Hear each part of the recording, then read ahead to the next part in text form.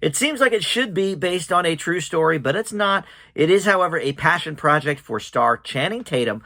Let's talk about the movie Dog.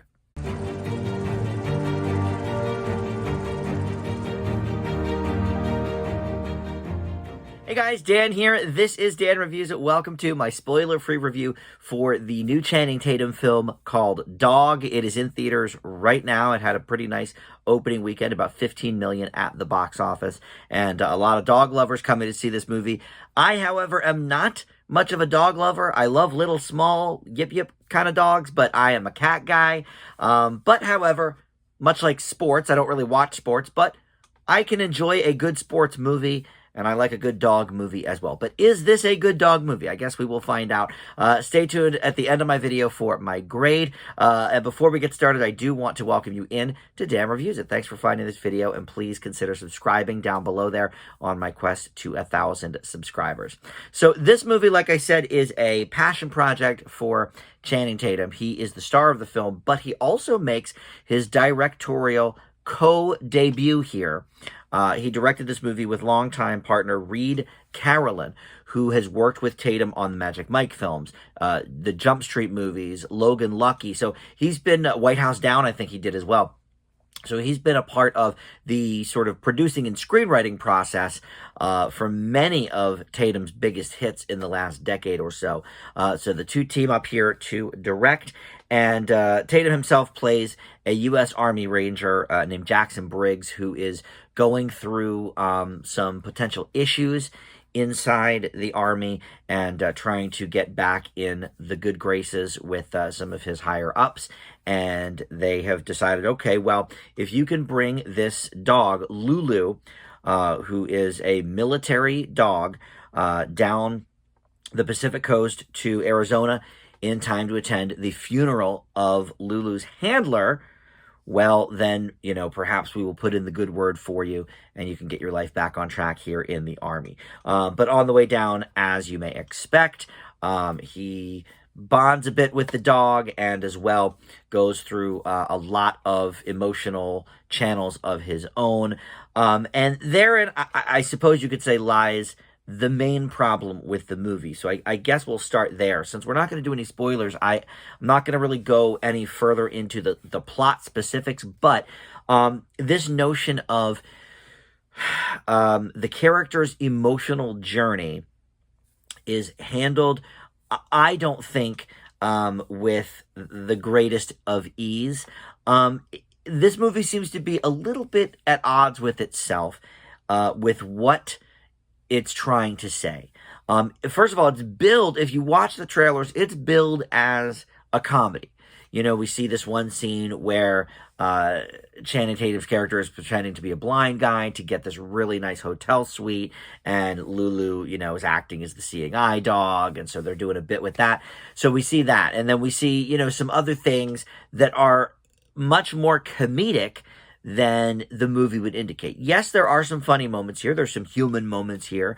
And Channing Tatum, I think, is always pretty charismatic on the screen, and that remains intact as well. Although, as a side note, I don't think his character is really, at its core, any different than Magic Mike himself, you know, which comes from Tatum's life. So I think he's really playing a Channing Tatum type here.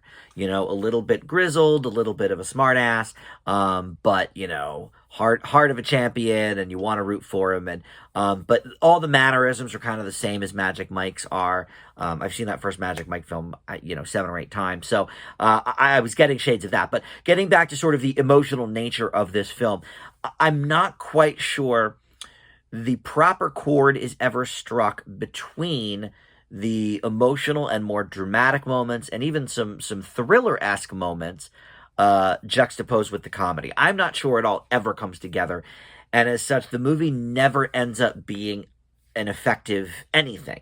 It's never quite an effective comedy. It's never quite an effective drama, and it's digging into some of the layers of, you know, PTSD in the military, you know, companions and dogs that help out. We never quite scratch the dramatic surface of that more than just that surface.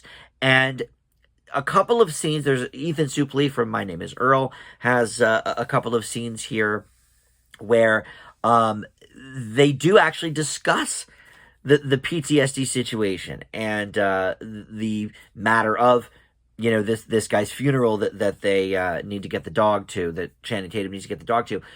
But it's never more than sort of just basic surface type stuff. And I'm not saying this movie needed to be a hard-hitting expose on the horrible PTSD that a lot of these veterans suffer, or currently active military as well, like he is.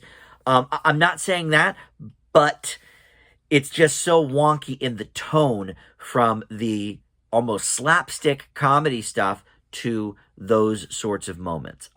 So unfortunately, that leaves me, sort of with a more middling feeling about this movie than I wanted to have. Now, again, not a dog guy. I think, huge dog lovers may like this a little bit more than I did. But look, I love a good dog movie, and I love a good Channing Tatum movie.